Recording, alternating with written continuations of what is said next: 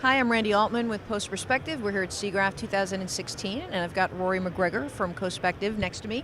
Rory, why don't you tell people what you guys do? Okay, so we make Cinesync, which is a remote review and approval software. So it allows you to watch the same video with people all around the world and watch it in sync at the same time, make notes, mark up interactively so that you can have a conversation about visual ideas while all looking at the same thing at the same time. So what's new from you at the show? We're really focusing at the moment on integration. So we're showcasing integration with F-Track, the project management platform. So we're showing that integration here, and we've also got an integration with NIM that's brand new. It's just been brought out for the show.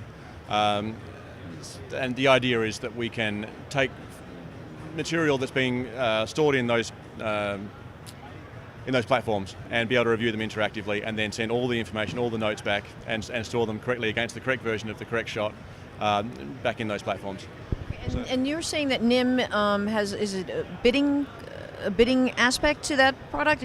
Yeah, I think NIM can probably explain what they do better than I can. But yeah, they have a focus more, I guess, in advertising. So being able to have a bidding structure and scheduling so that it's very quick to adapt for changes in a project.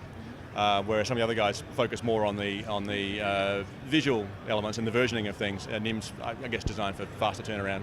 So yeah. So how do you guys decide what you're going to add to the products? Partly it's based on feedback from users. We collect a huge list of feature requests. When certain things get critical mass, obviously we have to add them.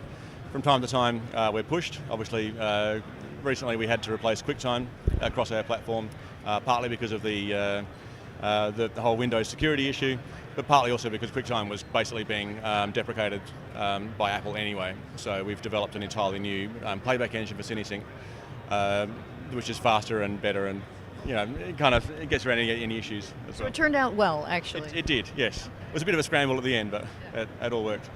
But yeah, otherwise we basically develop features on request or based on what we feel the industry is trying to achieve. The big push at the moment is there's two pushes, I guess, between security, which has become increasingly important in the last few years, and also in ease of delivery of files, so making it much easier to integrate into a pipeline and also to get material moved around while still maintaining that security aspect. So that's our focus for the next 6 months.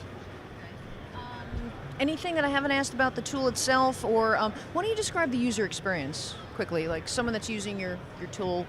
Okay. Well, the idea of Cinesync is it's replicating the feeling of being in the same room. So normally if you're in the same room and you want to point something out, you can just point at the screen.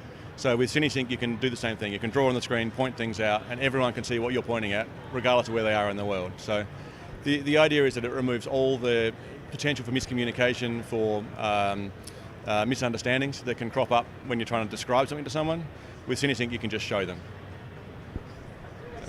Sounds perfect, actually, right? Rory, thanks for stopping by and letting us know what's new with your tool. All right, thank you very much. Randy Altman, Cospective.